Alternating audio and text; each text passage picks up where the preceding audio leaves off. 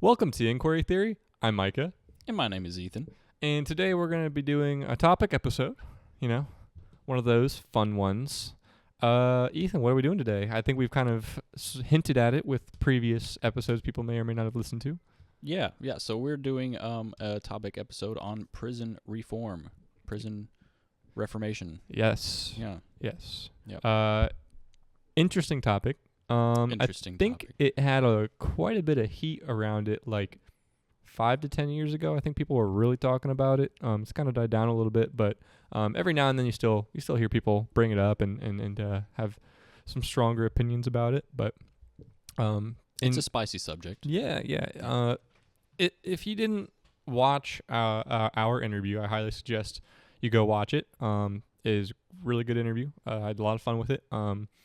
I talked to Ethan about his experience having been in prison. Because I have been in prison. Yeah. Prison reform. This guy was there. Head hang. Yeah. And I studied prisons in college, so it was a little interesting dynamic with that conversation. But we're gonna kind of bring some of that here. We're not gonna have an interview. We're not gonna do that again. We already did that, but we'll definitely. That's kind of what led us to want to do this episode. I think it's When were you in college? 2014 to 2019. What if you 18. What if you toured the prison I was in? Impossible. Wait, were you in prison in 2018? I got out. Yeah, I was 2016 to 2018. Oh, wow. Yeah. That would have been crazy. I would have had to fly to Texas for that tour, but It'd be like looking through the glass, like Micah. do we Hey! even? I don't even think we knew each other. I think we spoke like twice. No, yeah, before we really that. didn't. Yeah. Yeah, I didn't. Yeah, we had no contact. I think the one time I ever said anything to you, you were high. Probably. You were out at the bonfire. Leah and I came out, and you're sitting there with, I think, maybe a friend or someone from Texas or something, and like, you guys are clearly high, and we just stand there. I'm like, "Sup?" And you're like, "What's up?" Was it? I think I remember. I think that's like the. Oh yeah, you remember that? I think that's the only time I ever said anything to you. Yeah. That's funny. But yeah. Anyway. Anyways, yeah. Prison reformation. Yes. We got So somebody who's lived it and somebody who's studied it Studied from the other side. yeah, So, it was I felt knowledge on both sides of the fence. yeah, I was gonna say it didn't quite feel like I was at a zoo because we were in there with you, not you, but the prisoners. But I would have been like, what a slap in the face if we just like stood there with binoculars watching them, like writing notes. take that down. Got like white lab coats on and stuff. Yeah, no, we were in there with the prisoners, and it was interesting. I think it was a medium security. So that's would have been Okay. what like similar to what I was for sure. Yeah, it was medium security, and the woman who was our guard, she was a mean lady. Yeah, there's Dude. You have to be they a have to woman be in a mean. prison, in Oh, a yeah. men's prison, dude. She was like they were like told, like, whenever we were coming through, or class was coming through, she's like, get over there against the wall. And the person would take a step. I said, get over there. And I'm like, oh my god. Yeah, I mean like. Don't you turn around.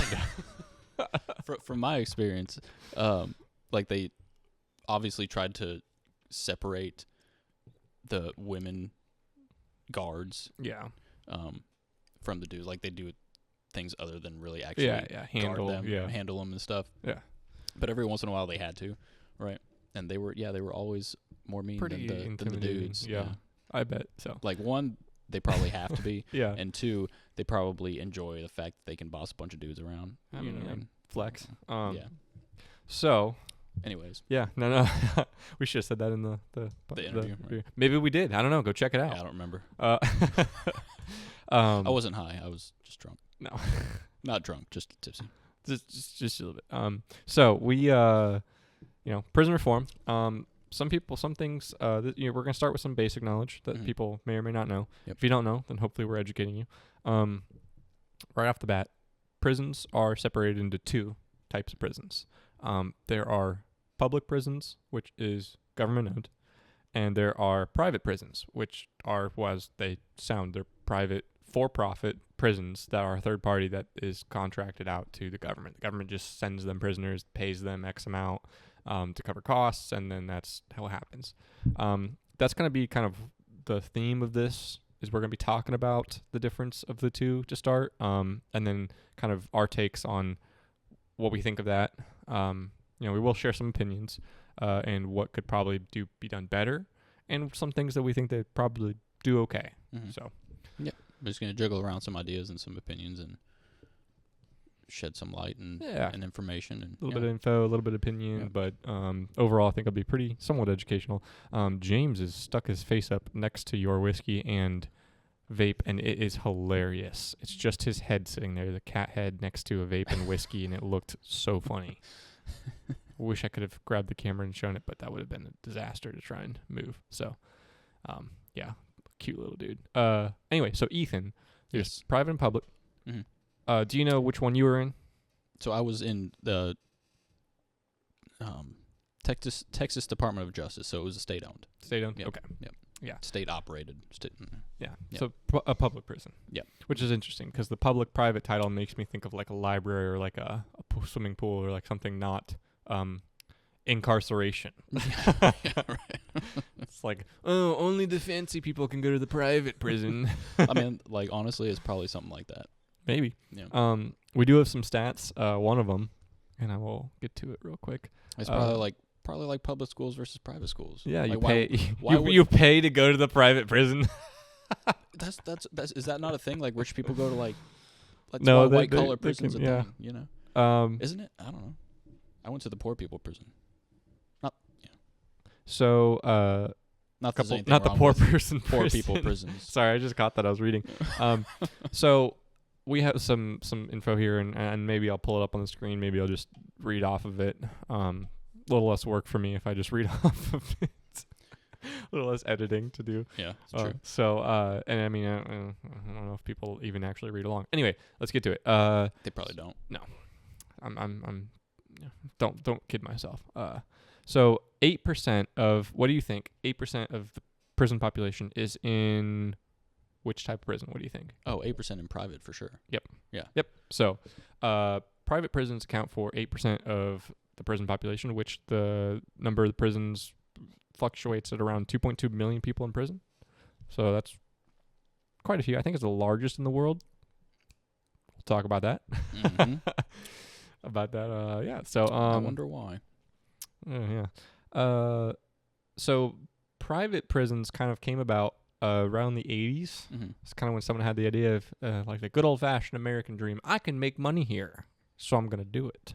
Build a big fence. Put people inside. Big fence. Put people in there. Who are you going to put in there? People the government will pay me to. The pedos. Sorry. Too soon.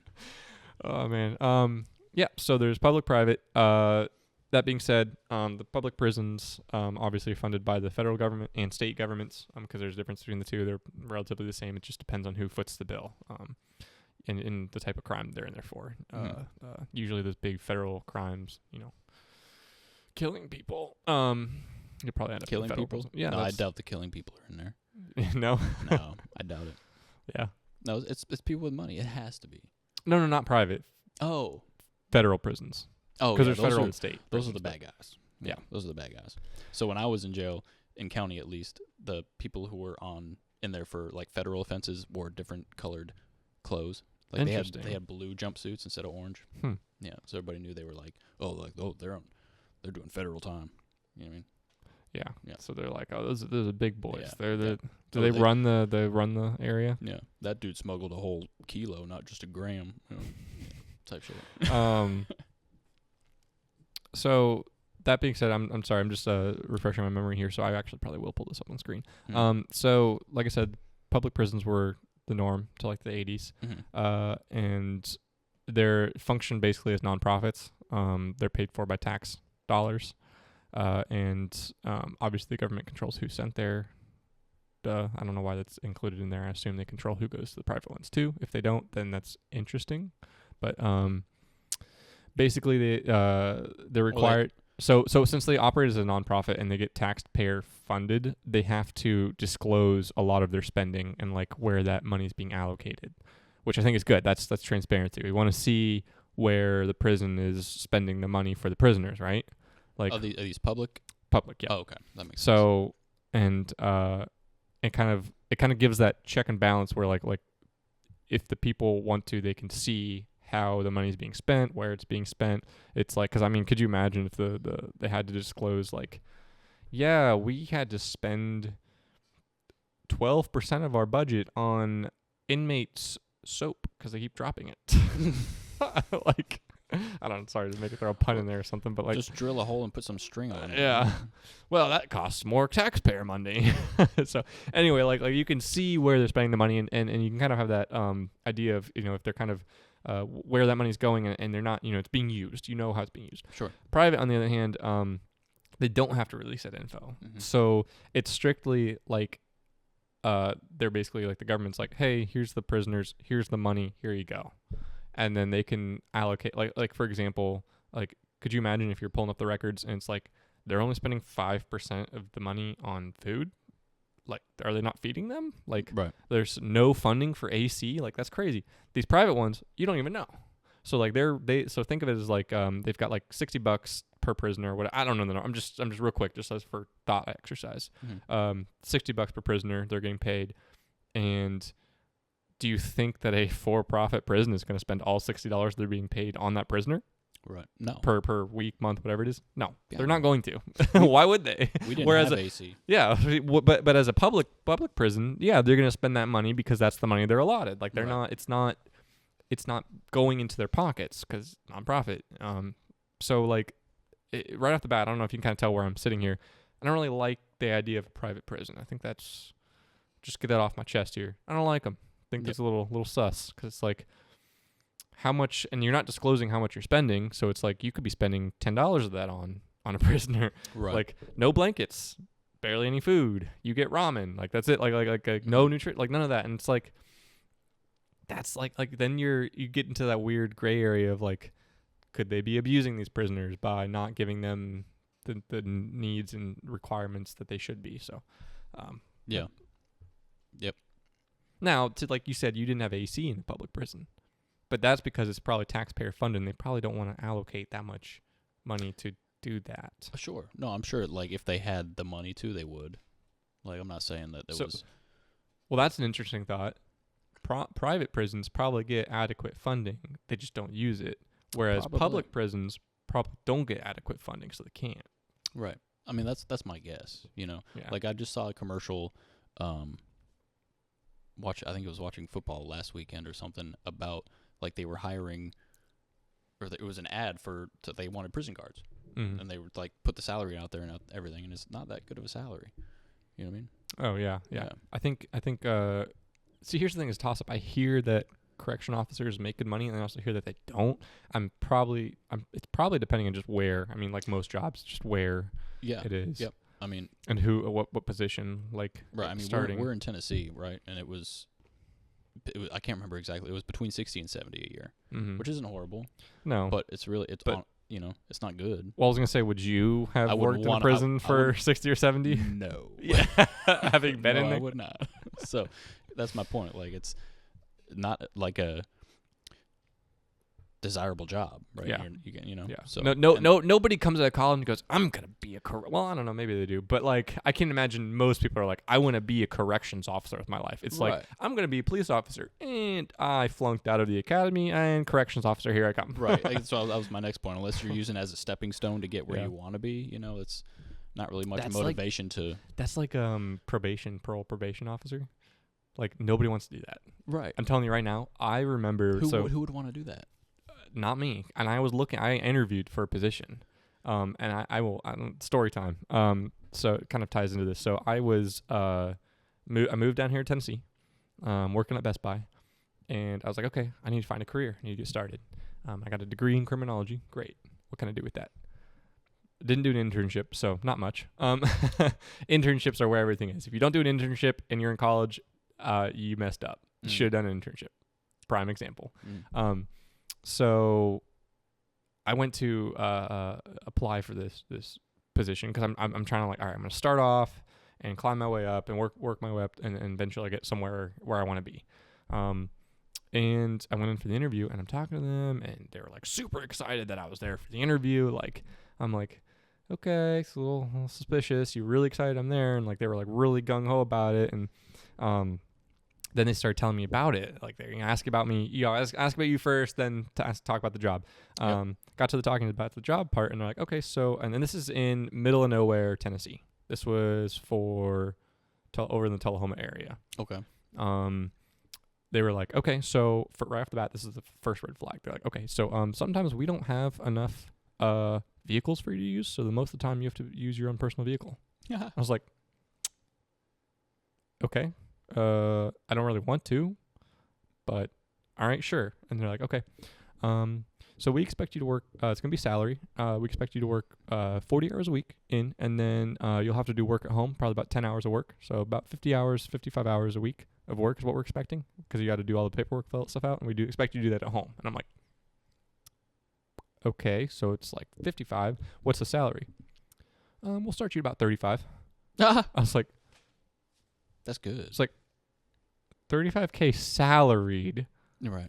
And they're like, also, you have to go to training. You have to pay for the training camp. We'll send you the training camp. And this was right after I got married. This was like literally right after I got married, went in for the interview, and they're like, we'll have to, and I got married in November, right? And they're like, we'll have to send you to the training camp. The next one is December. And I'm like, over Christmas for like 6 weeks. And I was like, can I come home? Like, probably not. I was like, wait, so you expect me to go to a training camp for 6 weeks or whatever it was from my new wife over Christmas? Right. Well, when's the next training camp? Not until May. And we couldn't hire you if you didn't go. I'm like, what? I'm like, okay. And they're like, also, so wait, hold on. That doesn't make sense. Like, they know when the next training camp is, but they can't hire you? They wouldn't hire me if I didn't go to that training camp. I'd have to go to the next, like, I'd have to come back and apply in, like, April and then be sent to the training camp. Oh, they would have still hired you. Yeah, probably. They'd still be looking. Yeah. So then, on top of that, they're like, hey, and also, rural area, a lot of drugs, a lot of meth. I was going to say, you're just going to be dealing with a bunch of meth addicts. Yeah, right? That's all you're going to be doing. And they were asking, they're like, so would you be comfortable, we'll start you off probation with an officer, but more than likely you'll have to move and do these house calls by yourself. I was like, so you want me to drive my personal vehicle to a meth head's house out in the middle of nowhere for $35K a year? Right. I was like, I'm good. Yeah. I'm going to keep working at Best Buy for about that much. About hourly. that same thing. Yeah. Again, just. But no, it was wild. That was a bit of a long story, but it was wild, man. That job was probation officer, and it was just I can't believe it. And then I was like, oh, is there upwards mobility at least? They're like, not really.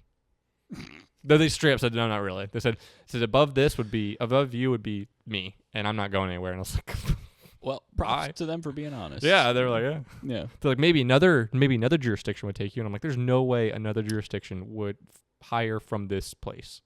There's no way. Yeah. Well, see, that's the thing. Like, small town too. Yeah. That's. So I'm driving my personal car to a meth addict's house with my license plate on it in a town I live in. Right. Someone they don't want to see come knocking. That's crazy. How many times are my tires going to get slashed? $35K, really? Yeah, starting like 35, 37. It was under 40. I was like, are you kidding me? That's insane.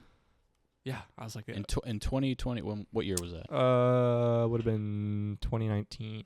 Still, 2019, 35 a year. Out of college. Yeah. I was like, nope. So pass that one up. So anyway, like I said, the corrections officers, maybe some make good money, maybe some don't. I've heard both. Well, according to that commercial, they make twice as much as they were offering you. Yeah. Anyway, so that's crazy. Let's talk more a little bit about private prisons. So let me amend what I said earlier. They didn't really get invented in the 80s. That's when they came back. Like, apparently they were there before, but they weren't really big. Nobody ever used them. 80s is when they kind of exploded. I wonder why they gained so much footing. So it looks like it's because places running out of space. Were they arresting too many people? It looks like it just someone started the first company. So before they weren't companies, maybe, or they weren't like, it was maybe a single prison was operating as a private prison. Okay. But yeah. Never mind. There it is. You want to read that one, or just kind of talk about it? Oh, do you not have your contacts in?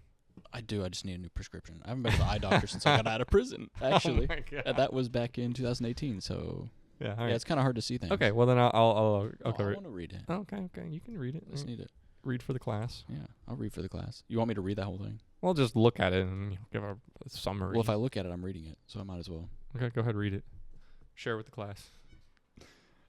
Anyways, so President Reagan's war on drug policies in the 1980s began to flood the prison system with room inmates. Oh, I knew it. Yep, there it is. See? And private prisons were created to alleviate issues like overcrowding that many public prison systems were facing. See, I figured that's what they ran out of space. Yep. Yeah. So, like, where do we put all these people? Yeah. This dude in Texas is like, oh, I got it. You'll put him with my tigers. So, anyways. Lion, or what was it? Tiger King. Tiger King switches to prisoners. King. Prisoners. King. The Prisoner King. He just starts giving tours. Look at old Jim Bob over there. He's in the prison for 5 years for making illegal moonshine, distributing it. Is that where you went on your tour? Oh yeah. Oh, that's man. Funny. So that makes sense. Yeah, and it looks like they were created to, so it looks like they cut costs. Like we said earlier, what are they cutting? We don't know because they don't have to release. Mm-hmm. So they're cutting costs. So they're cheaper to run than a public prison, which is interesting. Which, I mean, okay, to be fair, who really trusts government spending? Yeah, like, that's true. The money being allocated to the prisons is probably not being used well. Well, I mean, I would just say, like, common sense thinking would say that if we're in debt as much as we are, it's probably not handling our money that responsibly. Yeah. You know? So. Yeah. Anyways, yeah. So that's the answer to that question. That's my answer to that question. Wow. Okay. So it looks like the CCA, the private company prison, private prison company, saw a 500% profit increase between 1998 to 2008. Wow. Holy crap. 500%. That's a lot. That's insane. There it is. We talked about this on the Navigate the Noise. Inmates in private prisons often work creating goods the company can sell. Mm-hmm. Well, they do that in the public prisons too. Oh, okay. They do. Mm-hmm. Did you have to do that or just? Nope. I wasn't in there. Like, remember I talked about how I went to a transfer facility? Yeah. And like you remain in that transfer facility for a certain amount of time before they decide where you're going to be. And once you get to that is when you start working actual jobs. Upgrades, people. Come on, upgrades. More efficient. We could be making them work. Yeah, I don't know why. Like, if you're in there anything less than like 2 or 3 years, you're staying in that transfer facility. That's crazy. Like just sitting there.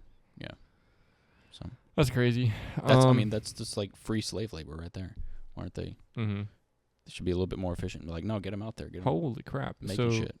Yeah, right. Be productive. Yeah. Because we talked about that with the Navigate the Noise. The Alabama one. That's interesting. That was at Mickey D's. Watch that one if you haven't.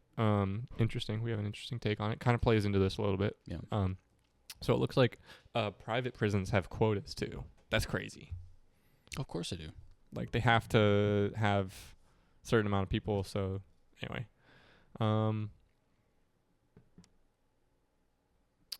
yeah. Okay. Yeah. So. How many? This is deep. So what's like the main question here between like public and private prisons? Like, should private prisons be a thing? So and why and why not? Yeah. So let's my opinion is no. Mm-hmm. I do not think private prisons should be a thing. What are your main reasons as to that so opinion? So in my reason of that, so for example, they're meant to save money for the government. The government's supposed to, pay them X amount of money. They, are making money. But it's the whole idea of it is the government didn't want to spend the money to make a new prison. It's cheaper for them to just give it away, give the prisoners out. So this is interesting though. The average cost of housing a medium security inmate in a public prison in 2010 was $48.42 compared to $53.2 2 cents in a private prison. So there's actually more expensive. What is that, per day or what? I don't know. It doesn't say. It just says average cost of housing. Okay, well, that'd be a good thing to know. Well, I swear I turned that on silent. I'm so sorry, man. Everyone just gets to listen to Ethan's ringtone, and we're too far away to go turn it off. So it's probably my girlfriend calling me. Sorry, guys. Way to flex on us, okay? Way to flex on us about having a girlfriend. Dude, you're married. Yeah, I know. Way to flex. Mine's better though. Way to flex. But like yours is better. You're married. Your sister, dude. But way to flex. You're married. Yeah, I know. Way to flex. I didn't get that far. I didn't get that. Yeah. Anyway, so it says from a Reason Foundation. So I mean, we can click in here and try and find out why. No, it's taken away the whole thing. Way to go. Yeah, I messed that one up. We just lost our little cheat sheet. Okay, now it's back. All right. I'd assume that's probably. I'm not going to assume. I don't know what that is. Maybe it's per day. Yeah, so 48 42 to 53.02 for housing a day. So, let's think about what we spend on housing. I don't want to break that down. That's a lot of work when all we need to know is that the public one is cheaper than the private one. That's true. I mean, I just like it's interesting to like if that's like a month, that's nothing. Why didn't I have AC? Why didn't Ethan's like, wait, hang on. I've got a bone to pick with the Texas prisons. Correct. Like if that's all it cost, you could not get me AC in Texas. Ethan's like, I would have bought the AC myself. In July. Like, come on, man. 73% of detained immigrants were held in privately run facilities. Interesting. So it looks like looks like the private run prisons just take overflow from whatever's going on. It was 1980s, it was drug. 2017's it's illegal immigrants. Like, so that's interesting because let's be real, the drugs are still there. Yeah, I'm just saying, like, it's whatever whatever is causing incarceration rates to skyrocket is probably it will be whoever's in the prison the most. So if it's drug offenses, it's mostly going to be people because it's all overflow. Sounds like. So yeah.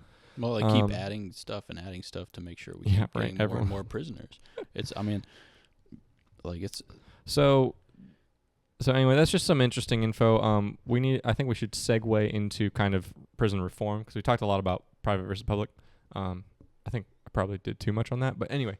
So what if we compared like our percentage to another country's percentage of like how many people were incarcerated?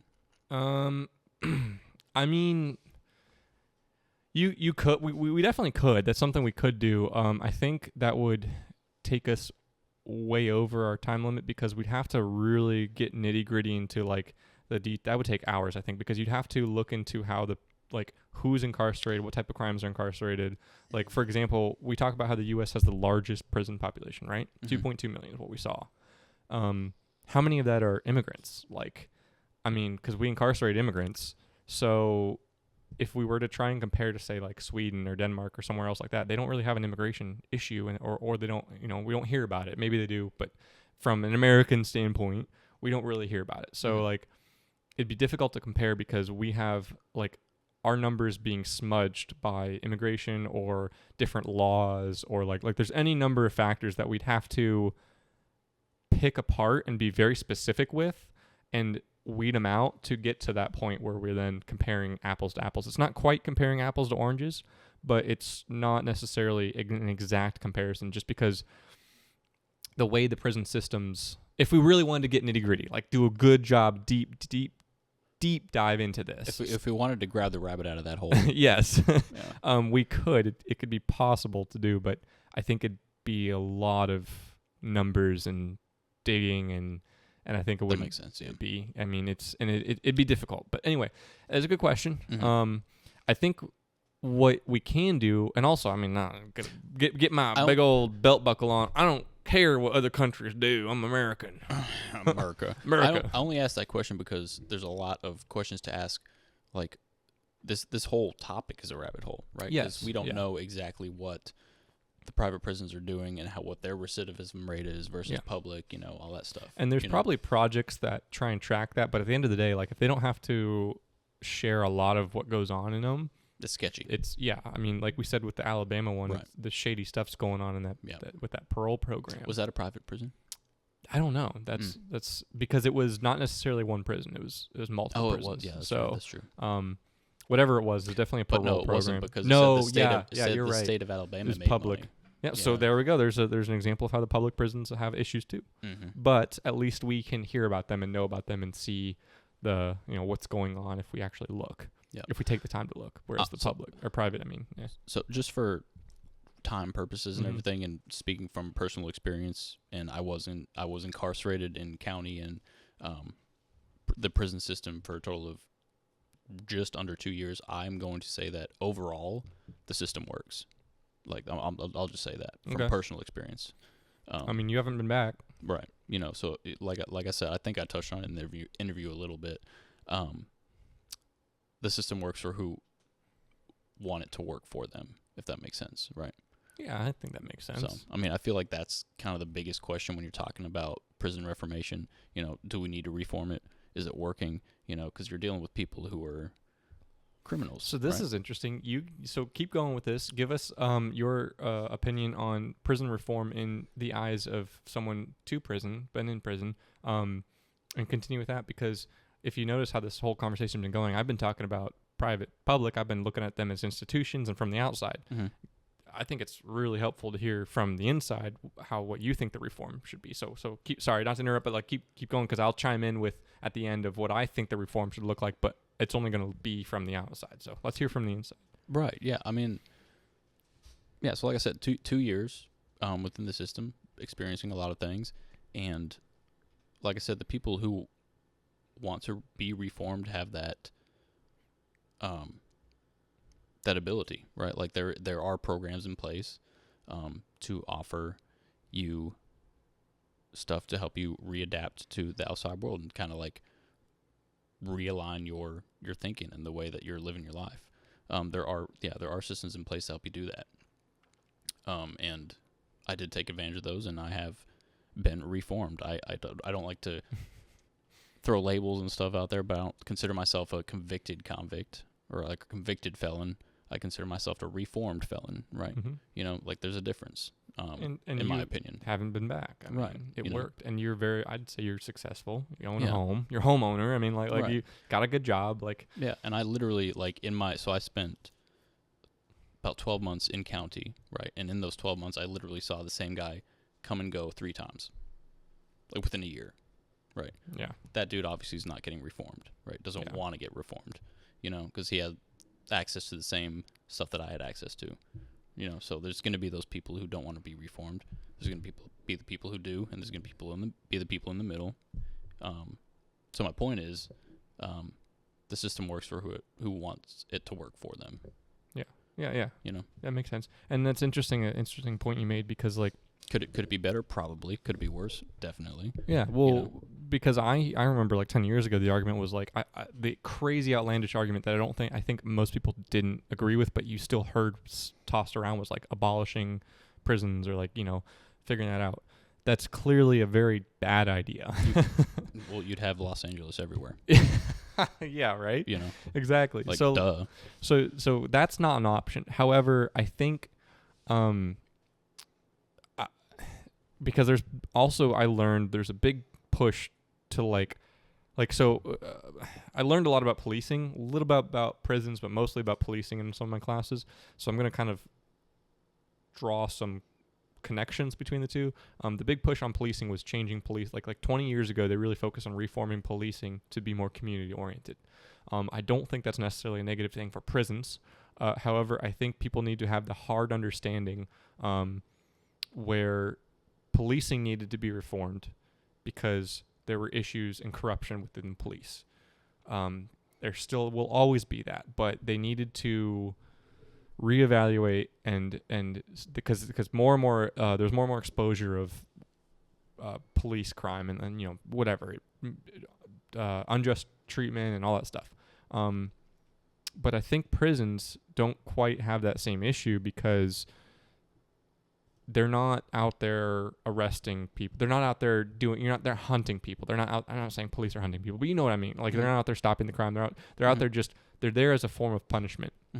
It's a penal system. You're meant to punish people who have been convicted. Now, I think where people gray the area is what's the line to tread between punishment and rehabilitation. We talked about that a little bit in college.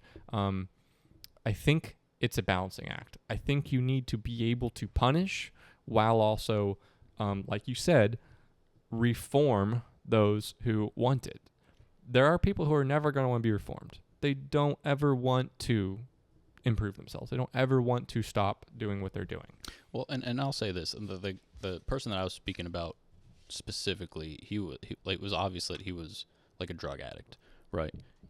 So I'm not saying he was a bad person. Like, I actually talked to this guy a lot. I joked around with him. We laughed and stuff like that. Like, he's not like a bad person. He's just dealt bad cards and never got a new hand. So my point, and this will shed some light on kind of like my own personal opinions on some stuff, but I think funding is a big issue. Okay. Like, I feel like they could definitely be funded better. Yeah. Like, think about, that's some reform right there. like, why do half the people who become doctors want to become doctors? It's not necessarily because they want to save lives. Like, sorry, like, not every doctor who's a doctor did it to save lives. They did it because they make money. You know what I mean? You really think those orthopedic surgeons didn't want to save lives? Right. Or like, why do you become a plastic surgeon? Yeah. You know what I mean? Like, it's not to make people feel better about themselves. It's because it's like, it's good money. You know what I mean? It's easy money. So my point is, like, if people who are working in the field of prison reformation made anything close to what doctors make, a lot more people would probably want to do that, and they'd want to put effort into reforming people. Oh, interesting take. Do you understand what I'm saying? Interesting take. So maybe the reformation needs to come from the people running everything and organizing it, not just... Yeah, I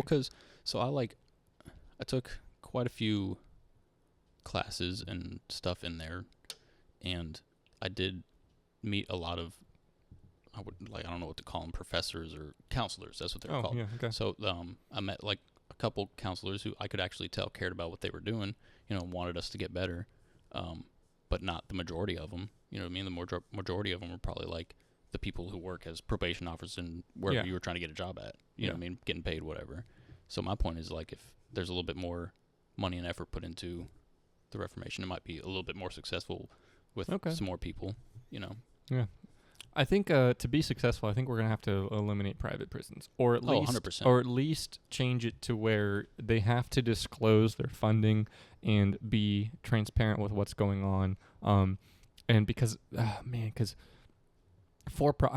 free market is very good at a lot of things, but it's very good at promoting greed. And the for-profit prisons, I think, have a very fine line between greed and actually serving the purpose of the prison, because it's very easily, like we said way earlier, you could just be cutting what the prisoners are getting and taking that as profit. I mean, and that's the goal of it, is to be profitable. Right. And that shouldn't. I don't feel like that should be the goal of. No. So I take the same stance as you do. Is like, I don't think private prisons should exist. Yeah. Like, I don't think there should be for-profit prisons. Like, you're dealing with people who broke the law, right? Either, like, if they did something to where you feel like you need to lock them up for life, fine. If not, give them the resources and the tools to become better and, get back out there and be a person who benefits society. That's the whole point, right? That's why, you have a chance to get back out. Unless, otherwise, anybody who got locked up would, it'd be a life sentence for everybody. You know what I mean? So why are you letting them back out? Yeah. So you want most of them to rejoin society, So, I'm going to talk a little bit about recidivism rates, because I think to fully understand the prison reform, we need to understand the recidivism currently. When I learned about it, I feel like the rates were, they were high 40s when I learned about it. I don't know. So 40% of people who go to prison go back?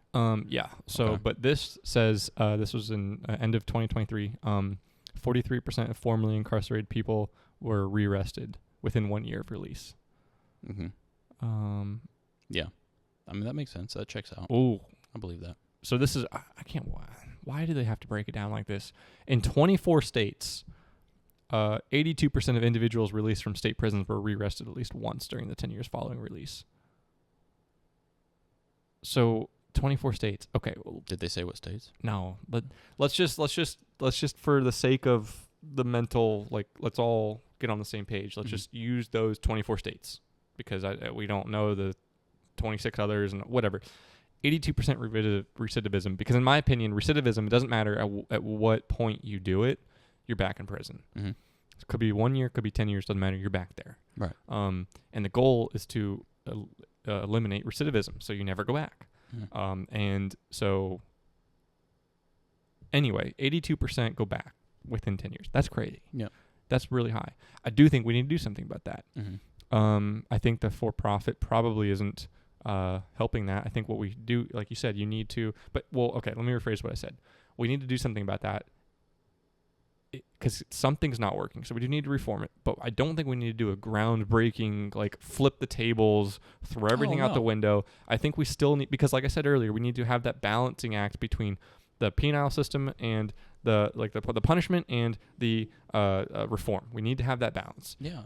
You did the crime, you have to do the time. Good old saying. No, for sure. Because like I said, it works for the people who want it to work. Yeah. Right. So all we got to do is expand that to how touch more people. Yeah, you need to figure out how to get more people on board with that. Now that being said, at the end of the day, you can't sacrifice the punishment aspect of it. Like if it still has to be prison. If the goal is to expand and get more people on board with being recidivized, you'd want better counselors and more counselors, people who are more. From your experience, you think the counselors probably weren't keyed in on recidivism, like they weren't. Well, you think they could have done better? I didn't go to first of all, I didn't go to counseling until I was in the prison system. Okay. Right? So I sat in But anyone in county while you're waiting, like for a year while you're waiting for sentence, I didn't see anybody except for so like chaplains would come in. Real quick. Sorry, I don't want to make this distinction here because maybe someone else has the same question. The guy you said you saw in and out, was that county? Yes, that was county. I made that distinction. Okay, so that was in county, right? Okay, so it sounds like to me in county, this guy's in and out.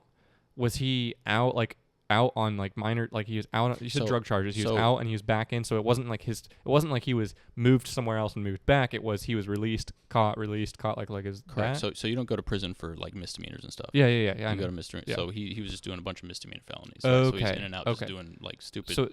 So right there sounds like where we could have some reform. Exactly. There weren't any courses being offered in that 1 year. No, the only courses that I were aware of that weren't even courses. Like I said, there's efforts from like churches and stuff to come in. They'll send in like chaplains or pastors and stuff, and they'll come in like on certain days of the week. And which is crazy because that's not even funded by the prison. That's probably just a nonprofit organization. And all they do is talk about like Jesus, like like.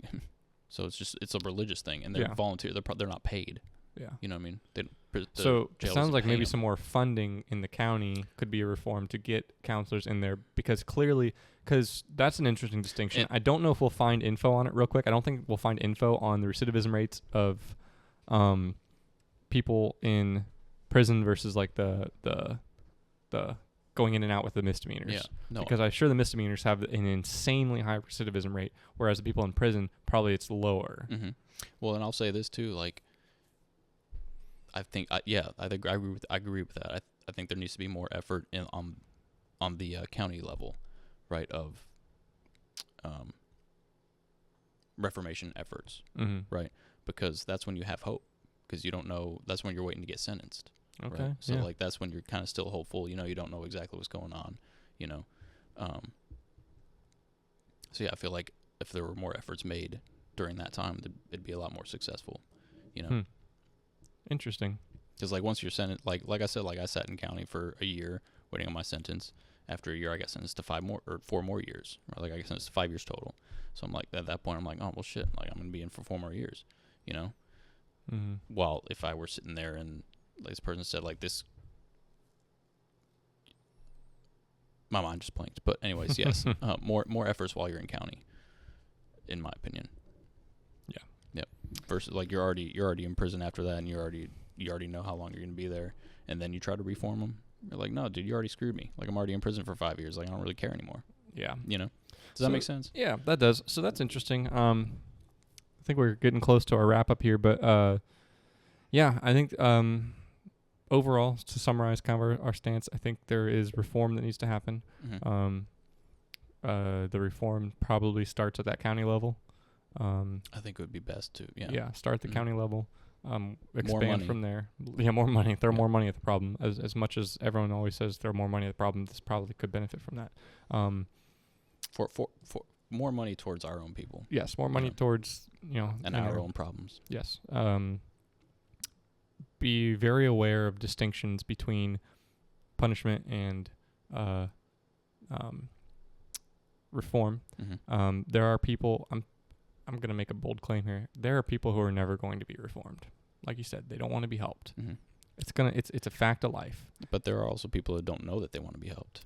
And that was my point in saying, like, you got to find that right person, that right counselor, that right who knows what to say. So, I think we always have to keep realism. We have to be grounded. For sure. So I think at some point, because how much, like, I don't want to put a number on it, but like at what point does, like, you never know, like you said, you never know when that person's like going to reform, how long it's going to take. Could take 10 years, 15 years, could take a marriage. They could always be reformed. So you always have that effort. Mm-hmm. But at the end of the day, understand that the prison system is there to punish, and they did the crime. They need to be there. They should be locked up. They should be there. And this is all, I mean, I think, and real quick, I want to preface, this is all like non-violent. I'm not talking about murderers. Murder is not going to be reformed. Right. Sure. Yeah. Pedophile's not going to be reformed. If you're killing people or touching kids, like, you should be in jail. Sorry. Yeah. But the people who are not in there for non-violent stuff, realistically, and there are people who are violent that can be reformed too. It's not saying they can't be. But at the end of the day, you got to be. It's that cost benefit analysis. There, you got to be real. It's like, are we going to reform the mass? The serial murderer, or are we going to reform the dude who's been on drugs, who's in and out of the county? Right. I mean, which one are we really going to be able to reform? When did the public prisons become overcrowded? Yep. After the drug war. Yep. So they're just a bunch of people who can't be helped. Yep. Personal experience. Like most of them. Yeah. So we'll leave it at that. Yeah, that's kind of our call us a non-empathetic point of view. I guess some people probably think that, but I don't know. I think like I said, it's a balancing act. Got to be aware. Yeah. Can't throw. You don't have unlimited funds to throw. I mean, like we said, it's a spicy subject, right? Obviously, there's going to be like the extremes of both sides. If you're not going to take my spicy opinion on it, take his. He was there.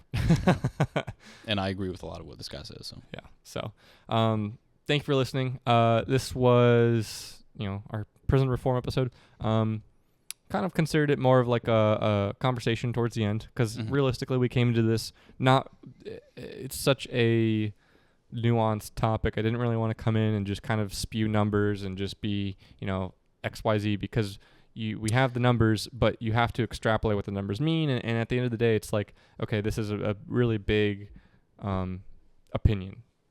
It's more of an opinion topic. And it's an opinion topic on two people who have a lot of experience on the topic. Yeah. So I mean, we didn't really need to dive into the numbers to really get to the point of what we were asking, right? Yeah. So that being said, thanks for listening. If you agree with us, or if you disagree or agree with us, let us know in the comments. If you think we did an absolute horrendous job and we should just be thrown into prison, let us know. Yeah. And I'll run away because I'm not going back. And Ethan's going to increase the recidivism rates. Oh shit, the cops are here. Yeah. Anyway, thanks for listening. Share, like, subscribe, do the things. And we appreciate your time and attention. Bye, Mom. Pardon my French.